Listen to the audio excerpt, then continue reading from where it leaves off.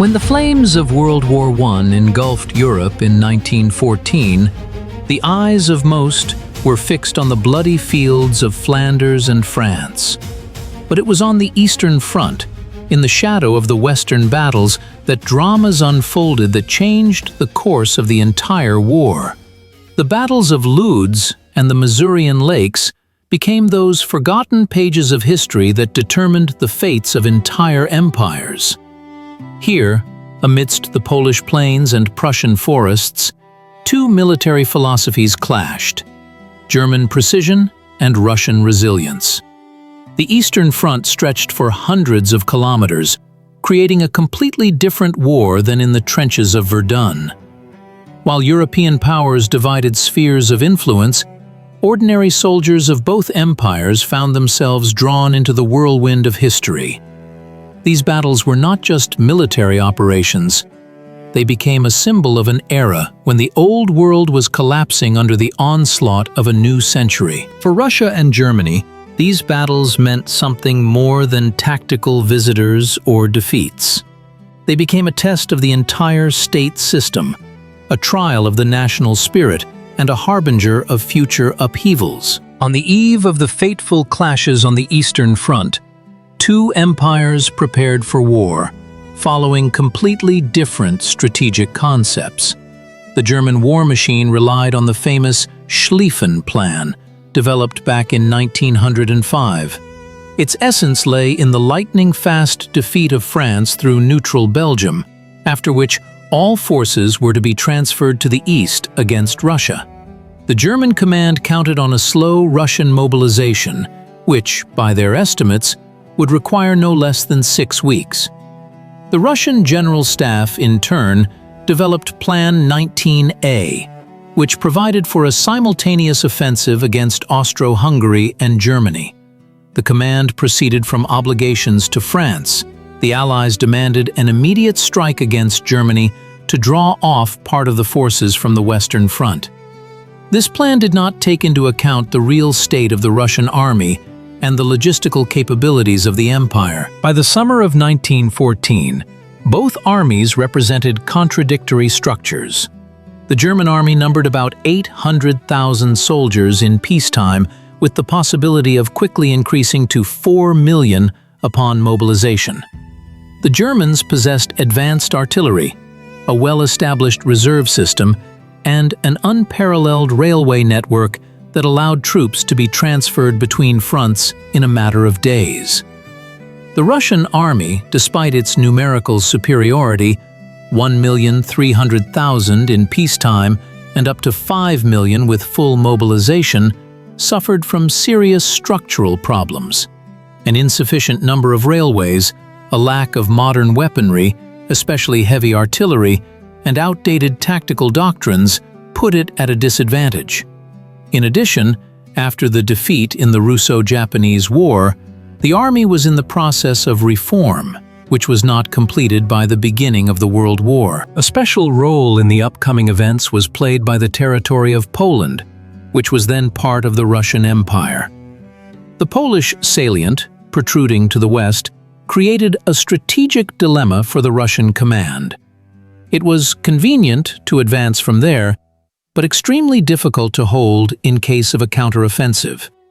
The Germans called this salient the Polish Sack and intended to use it as a trap for the Russian armies.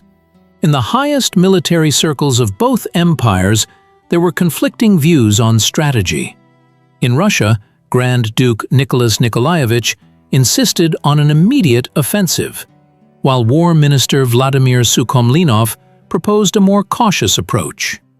In Germany, Chief of the General Staff Helmut von Moltke the Younger made significant changes to the original Schlieffen Plan, weakening the right flank in the west and strengthening the eastern direction. The summer of 1914 marked a turning point between eras.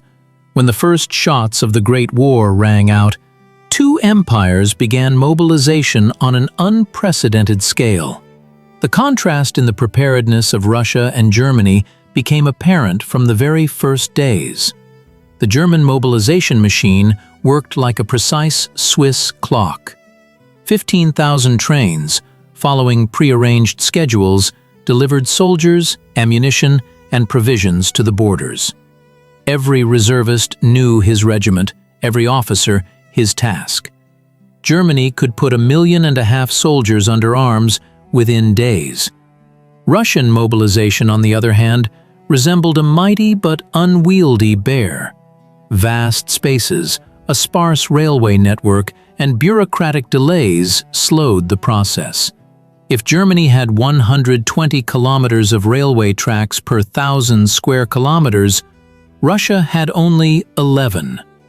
Peasants from remote areas sometimes took weeks to reach recruitment points. Despite this, the Russian command made the fateful decision to begin the offensive earlier than planned, responding to the desperate pleas of their French allies. On August 8th, when mobilization was far from complete, Russian troops crossed the border into East Prussia. The first clashes revealed another contrast. Despite the numerical superiority of the Russian army, the Germans had an overwhelming advantage in artillery and machine guns. If a Russian infantryman went into battle with a Mosin Nagant rifle and 40 rounds of ammunition, a German soldier had twice as much ammunition and the support of heavy howitzers. The first border skirmishes at Staluponen and Gumbinen brought unexpected success to Russian arms. German troops retreated, and the commander of the East Prussian grouping, General Prittwitz, even panicked, proposing to withdraw troops behind the Vistula. This decision cost him his career. The Kaiser immediately replaced him with the tandem of Hindenburg and Ludendorff, who were destined to become the architects of the Russian tragedy. The front line in the first weeks of the war resembled a patchwork quilt. In East Prussia, 2 Russian armies were advancing, the first under General Rennenkampf from the east, and the second under General Samsonov from the south. They were supposed to act like pincers, but there was a lack of proper coordination between them. In Poland, Russian troops took up a defensive position, awaiting a blow from the west. In Galicia, an offensive against the Austrians was unfolding, drawing significant forces away from the Prussian direction. The German command quickly assessed the situation. Using internal communications and intelligence, including intercepted unencrypted Russian radio messages, the headquarters of the Eastern Front developed a plan to defeat the enemy piecemeal. While Russian generals sent couriers with dispatches to each other, German officers coordinated actions by telephone and telegraph. By the end of August, the line of contact had taken on ominous outlines. The first Russian army, having halted after initial successes, lost the momentum of its offensive. The Second Army, advancing through unfamiliar territory, stretched its flanks and communications. The Germans, having transferred reinforcements from the Western Front, were preparing to deliver a crushing blow that would forever go down in military textbooks as a classic example of encirclement. The German war machine of World War I was a true marvel of organization, forged by generations of Prussian military theorists. While the Russian army relied on numerical superiority and soldierly steadfastness, the German army staked its success on impeccable staff work, precise planning, and the speed of troop movements. At the heart of this system was the General Staff, an elite institution where the finest minds of German military science served. Unlike many other armies where staff officers were often appointed based on noble birth, in Germany, the path to the General Staff lay through rigorous examinations and years of specialized training. Graduates of the War Academy who entered this structure possessed not only tactical knowledge, but also an understanding of economics, geography, statistics, and even psychology. Railways became the true nerve center of German military strategy. If Russia had only 1 track per 1,000 square kilometers, Germany had 10 times that much. A special railway department of the General Staff spent years developing train schedules that allowed entire army corps to be moved from one front to another in a matter of days. It was this capacity for maneuver that became key to victories at Lodz and the Masurian Lakes. No less important was the revolutionary communications system. While Russian commanders often relied on mounted messengers, the Germans actively used field telephones, telegraph, and even early radio. This allowed for the coordination of units in real time, an unheard-of luxury by early 20th century standards. Significantly, many Russian radio messages were transmitted unencrypted, providing invaluable information to German intelligence. The embodiment of German military genius in the battles of the Eastern Front was the tandem of two outstanding commanders, Paul von Hindenburg and Erich Ludendorff. Their appointment to command the Eastern Front came at a critical moment, when it seemed that the Russian offensive in East Prussia was unstoppable. Hindenburg, a 67-year-old veteran, was called out of retirement and brought unflappability and strategic vision to the command. Ludendorff, 20 years his junior, possessed brilliant tactical thinking and indomitable energy. Together, they created one of the most effective staffs in the history of military art. Their approach to war was characterized by cool calculation and a willingness to take risks. Faced with the numerical superiority of the Russian armies, they did not scatter their forces in defense across the entire front. Instead, they concentrated udarnia, strike, groupings on key directions, using internal communications for rapid redeployment of reserves. In the Battle of Tannenberg, which preceded the battles of Lodz and the Masurian Lakes, this approach brought a crushing victory. General Samsonov's Second Russian Army was encircled and virtually annihilated. This was not just a military victory. It was the triumph of German staff culture over Russian improvisation. The Russian army of the early 20th century was an astonishing combination of heroic resilience and systemic flaws. Its command structure, as if frozen between two eras, combined the traditions of a glorious past with tentative steps towards modern warfare. At the head of the military department stood the aged Minister of War, Vladimir Sukhomlinov, a man more inclined to social events than to the painstaking work of army reform. The Supreme Commander-in-Chief was Grand Duke Nicholas Nikolaevich, a tall, stately general with an imposing appearance but limited strategic thinking. All the contradictions of the Russian military system were most vividly embodied in two generals whose names are forever etched in history: Pavel Rennenkampf and Alexander Samsonov. Rennenkampf, commander of the First Army, was a brave cavalry general who had earned the St. George Cross in the Russo-Japanese War. His soldiers respected him for his personal courage, but as a strategist, he often faltered when faced with complex decisions. Samsonov, who led the Second Army, was his complete opposite. Thoughtful, cautious, he better understood modern warfare but lacked his colleagues' decisiveness. Between these generals stretched a long-standing conflict, rooted in the events of the Russo-Japanese War. Rumors circulated that during the Battle of Mukden, Rennenkampf refused to support Samsonov's corps, leading to heavy losses. Whether this is true or fiction, historians still debate. But the fact remains: the two commanders, on whose interaction the fate of the offensive in East Prussia depended, barely communicated with each other. Meanwhile, in the trenches and on the marches, entirely different qualities of the Russian army were revealed. The soldiers, yesterday's peasants from the Russian heartland, demonstrated astonishing endurance and resilience. German officers noted with amazement that Russian infantry could march 30 to 40 kilometers a day with full gear, and then immediately engage in battle. At critical moments of battles, Russian regiments stood to the death, even when the situation became hopeless.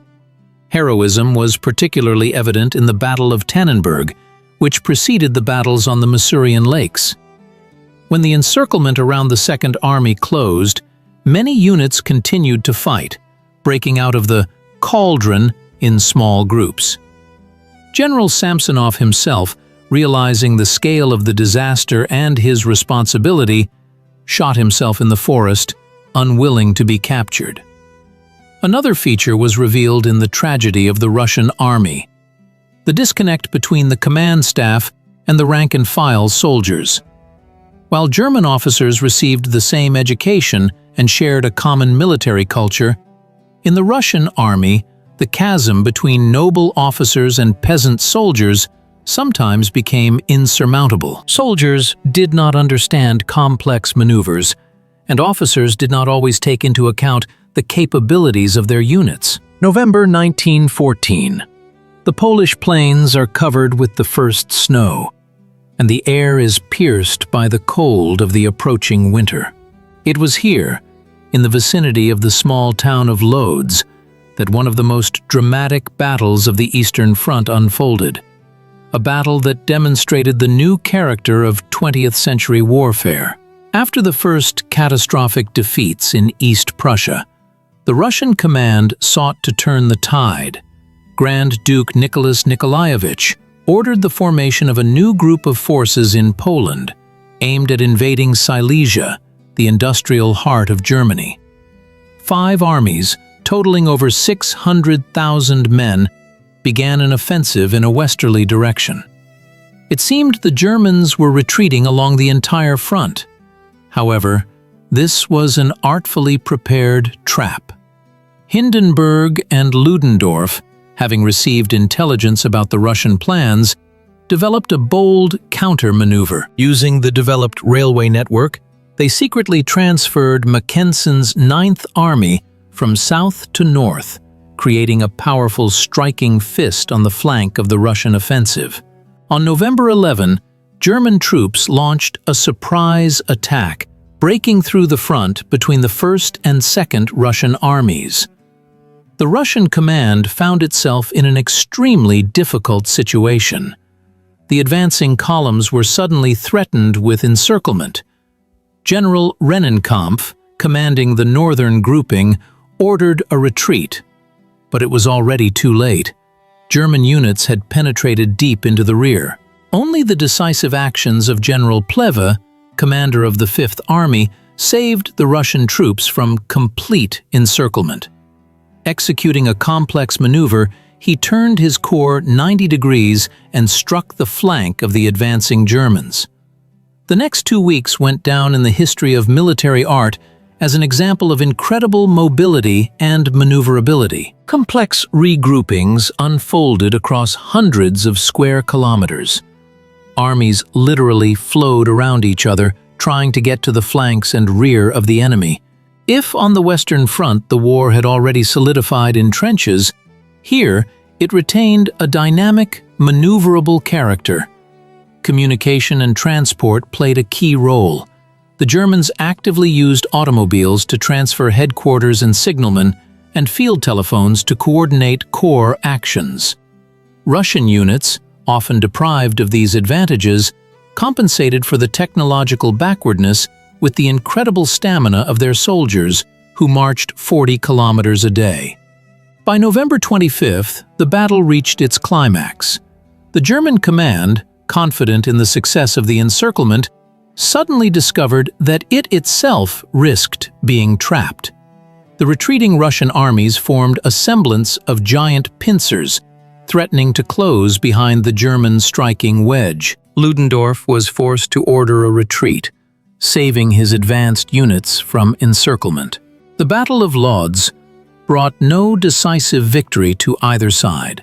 Russian troops retreated 100 to 150 kilometers from their initial line of advance, but avoided encirclement and maintained their combat effectiveness. The Germans, despite tactical success, failed to achieve a strategic result: the annihilation of the Russian armies. The Battle of the Masurian Lakes became one of the most tragic episodes in the history of the Russian army on the Eastern Front. After the relative stabilization of the front line near Lodz, the German command did not abandon plans to inflict a crushing blow on Russian troops. Hindenburg and Ludendorff, inspired by previous successes, developed a new operation, taking into account the unique geographical features of the region. The Masurian Lakes are a system of more than 2,000 bodies of water, located in the northeast of modern Poland and partly in the Kaliningrad region of Russia. This area was a true labyrinth of lakes, swamps, forests, and narrow isthmuses. In the winter of 1915, when the bodies of water froze over and the swamps solidified, the German command saw an opportunity for maneuver where movement was practically impossible in summer. On February 10, 1915, in the midst of a harsh winter, German troops began their offensive. The 8th Army of General Otto von Below attacked from the north, and the newly formed 10th Army of General Hermann von Eichhorn from the west. Russian troops, the 10th Army of General Thaddeus Severs, found themselves in an extremely disadvantageous position. Intelligence and disinformation played a key role in the German success. Several weeks before the offensive, German intelligence spread false information about preparations for an operation in a completely different area. The Russian command redeployed reserves to the south, exposing its northern flank. In addition, the Germans actively used airplanes for reconnaissance, an innovation that the Russian army had not yet fully mastered. The German offensive developed rapidly. Using the frozen lakes as natural roads for advance, German units bypassed fortified Russian positions. Artillery moved across the ice, allowing it to appear where the Russian command did not expect an attack. Temperatures dropped to 20 degrees below zero, turning the battle into a test not only of combat qualities, but also of the soldiers' endurance. By February 15th, it became clear that the 10th Russian Army was threatened with complete encirclement. General Severs gave a belated order to retreat, but for many units it was already too late. The 20th Army Corps of General Bulgakov, covering the retreat of the main forces, found itself completely surrounded in the Augusto forests. The subsequent events went down in history as the Augusto tragedy. For a week, the surrounded Russian units fought an unequal battle, trying to break out of the pocket. Without ammunition, food, in bitter frost, the soldiers fought to the last possibility. General Bulgakov rejected the offer of surrender, preferring to fight to the death. On February 21st, the last pockets of resistance were suppressed. The casualty figures from the Battles of Lodz and the Masurian Lakes are staggering even a century later. The Russian army lost approximately 110,000 killed and wounded in these operations, and the number of prisoners reached 130,000 people. German losses were significantly smaller, around 45,000 soldiers and officers. This imbalance was explained not only by the tactical superiority of the German command, but also by the nature of the fighting. Encircled Russian units often continued to fight to the last bullet. The fate of Russian prisoners varied. Unlike on the Western Front, where the treatment of prisoners was more strictly regulated, much depended on specific circumstances in the East. Officers were usually kept in relatively acceptable conditions, retaining their personal weapons and the right to correspond. Enlisted soldiers were sent to labor camps, where they were used for agricultural work and in industry, filling the shortage of labor in wartime Germany. Wounded prisoners endured especially harsh conditions. The German medical service, overloaded with its own wounded, could not cope with the influx of Russian casualties. Many died from wounds and diseases in the first weeks of captivity. Among the survivors, epidemics of typhus and dysentery spread, exacerbated by inadequate nutrition. Massive losses had far-reaching consequences for the Russian army. By the spring of 1915, a severe shortage of experienced officers and non-commissioned officers was already being felt. The cadre, trained in peacetime, was practically wiped out in the first battles. They were replaced by hastily trained ensigns from among students and gymnasium pupils, educated but lacking combat experience. No less significant was the psychological impact of the defeats. If, at the beginning of the war, the Russian army was gripped by a patriotic upsurge, then, after the tragedies in East Prussia and Poland, sentiments changed. Letters from the front increasingly contained notes of fatigue and disappointment. Soldiers questioned, what were they fighting for in a foreign land? These sentiments, not yet formalized into open discontent, became the first signs of a future crisis. For the German army, the victories had the opposite effect. The morale of the soldiers strengthened, and Hindenburg and Ludendorff became national heroes. Their portraits were printed on postcards and posters, and streets were named after them. A peculiar mythology of the Eastern Front even emerged. German newspapers wrote about the Russian steamroller stopped by German military science. A special category of victims was the civilian population of the frontline zone. Hundreds of thousands of refugees from East Prussia and Poland filled the roads, fleeing the front line. Many died from hunger, cold, and disease. The Russian command, fearing espionage, conducted forced evictions of German colonists from border areas. In turn, German authorities deported Poles and Lithuanians suspected of sympathizing with Russia. The Polish land, divided among three empires at the end of the 18th century, found itself torn apart by war again at the beginning of the 20th century. When Russian and German armies clashed in a deadly struggle, the Polish people found themselves between a hammer and an anvil, on their ancestral territory, but under foreign flags. For Poles, this war became especially tragic. Brothers fought against brothers in the armies of opposing powers, and their native towns and villages turned into ruins. Lodz, Poland's industrial center, a thriving textile city before the war, became a symbol of this tragedy. After the November battles of 1914, the once bustling factories fell silent, the streets emptied. More than 50,000 residents left the city, fleeing artillery shelling. Those who remained faced hunger and disease. German shells destroyed the water supply and power plant, turning a once modern European city into a place of suffering. The situation in the countryside was no better. Polish villages, caught in the path of advancing and retreating armies, were systematically devastated.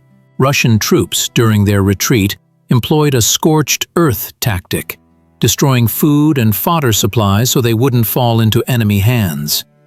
Germans, in turn, requisitioned the last grain and livestock from peasants for the needs of their army. The economic consequences of military actions for Poland were catastrophic. By the spring of 1915, industrial production in the region had decreased by 70%. Hundreds of thousands of workers were left without means of subsistence. Agriculture declined due to a shortage of labor. Most men were mobilized into the armies of the warring powers. In the fields, riddled with trenches and shell craters, full-fledged agricultural work was impossible. Refugees had an especially hard time. Waves of displaced persons moved in all directions, trying to find refuge from the war. Polish families from the frontline zone rushed into the depths of Russia or Germany, where they were met with suspicion as potential spies. Many died en route from hunger, cold, and epidemics. Typhus and cholera, these constant companions of war, mowed down refugees by the thousands. The national aspirations of Poles in this war were complex and contradictory. A part of the Polish intelligentsia linked hopes for the revival of an independent state with the victory of Russia and its allies. Grand Duke Nikolai Nikolaevich, in his manifesto, promised the unification of Polish lands under the scepter of the Russian Emperor, with the granting of broad autonomy. Other Polish politicians, especially from Galicia, oriented themselves towards Austria-Hungary and Germany, seeing in Russia's defeat a chance for the creation of an independent Polish state. While the fate of the Western Front was being decided on the fields of Flanders and in the trenches of Verdun, the attention of diplomats and military analysts in France and Great Britain increasingly turned to events on the distant Eastern Front. The battles of Lodz and the Masurian Lakes, overshadowed by the loud clashes in the West, nonetheless caused a profound resonance among Russia's allies. French President Raymond Poincaré, upon receiving a telegram about the catastrophe of the Russian army in the Augustov forests, grimly remarked to his ministers, "Diplomatic correspondence between Petrograd, Paris, and London during this period is filled with alarming notes." The French ambassador to Russia, Maurice Paléologue, sent daily detailed reports on the state of the Russian army. In his diary, he wrote, "British military attaché General Alfred Knox, in secret dispatches, described the catastrophic shortage of artillery shells and rifles in the Russian army, a problem that the Allies had promised to solve but delayed in supplying." The Western press covered events on the Eastern Front with conflicting feelings. On the one hand, newspapers praised the resilience of the Russian soldier. On the other, they criticized the command for strategic miscalculations. The French wrote, "The British was more restrained," noting, "New methods of warfare demonstrated in these battles attracted particular attention from Western military specialists." French Colonel Ferdinand Foch, a future marshal, carefully studied the German tactical techniques applied at Lodz and the Masurian Lakes. He was struck by the German command's ability to concentrate forces in decisive directions, using railways for rapid troop transfers. "This is a lesson we must learn," he wrote in a memorandum to the General Staff. British analysts were impressed by the effectiveness of German intelligence and communications.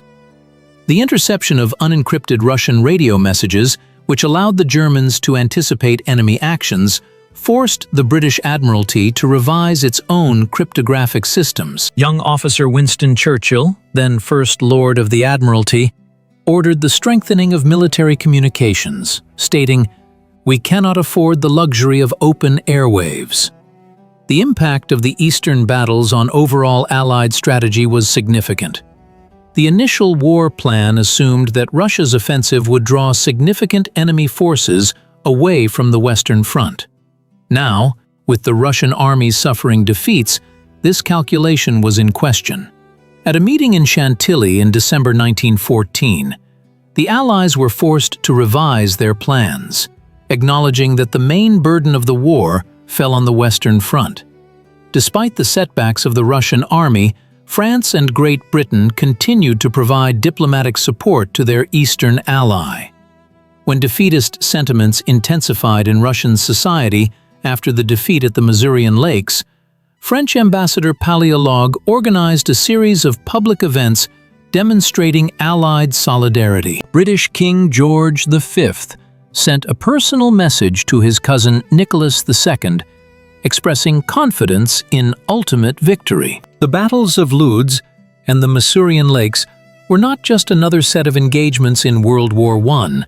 They marked fundamental changes in the art of war, the consequences of which are still felt today.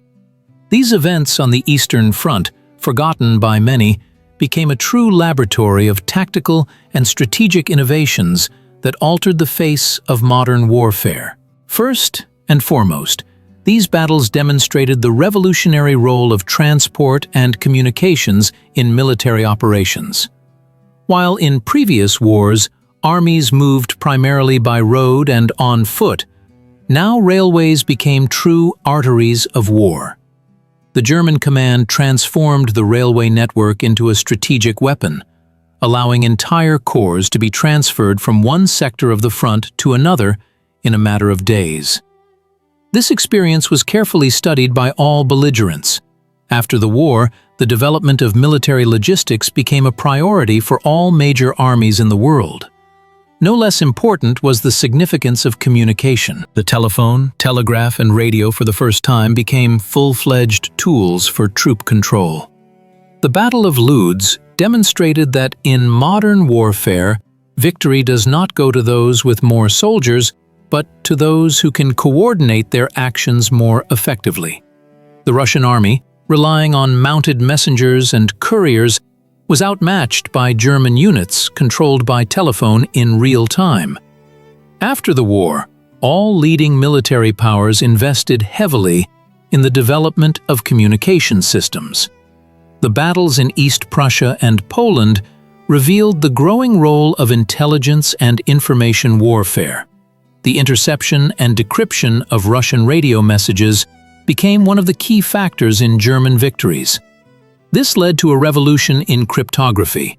After the war, cryptology became a separate scientific discipline with its own institutions and laboratories. The British intelligence service MI6 and the American National Security Agency owe much of their creation to the lessons learned from these forgotten battles. Aerial reconnaissance, first widely used in these operations, also changed the nature of warfare. German reconnaissance aircraft gave commanders an unprecedented advantage: the ability to view the battlefield from above. After the war, all leading powers began to actively develop military aviation, not only as a strike force, but also as a tool for information gathering. The Battles of Lodz and the Masurian Lakes demonstrated the new role of artillery. While previously cannons were primarily used for direct infantry support, now they became an independent force capable of solving strategic problems. Massive artillery bombardments, coordinated with aerial reconnaissance, became the prototype for future concepts of the rolling barrage and artillery preparation that dominated military theory in the interwar period. The experience of these battles led to a revision of the very structure of military command.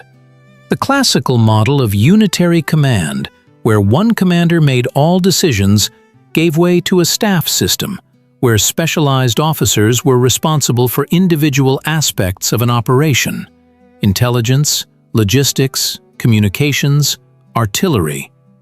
The German General Staff became a model for imitation worldwide. Time erases many pages of history, but some deserve a special place in our memory. The Battles of Lodz and the Masurian Lakes are precisely such events, undeservedly overshadowed by the resounding battles of the Western Front.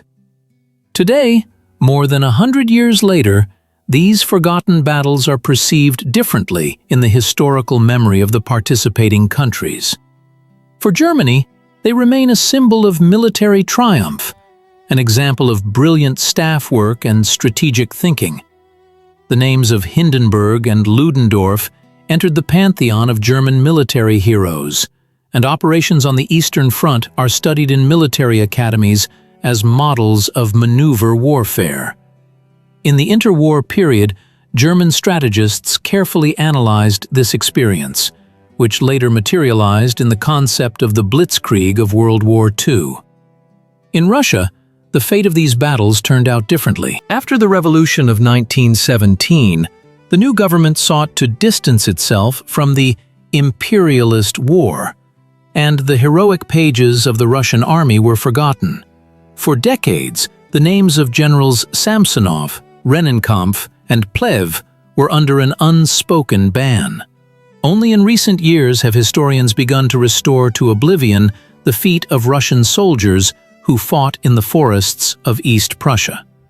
For Poland, these battles became part of a tragic national memory. Polish land, which became the arena for battles of foreign armies, preserves numerous military burials of that period.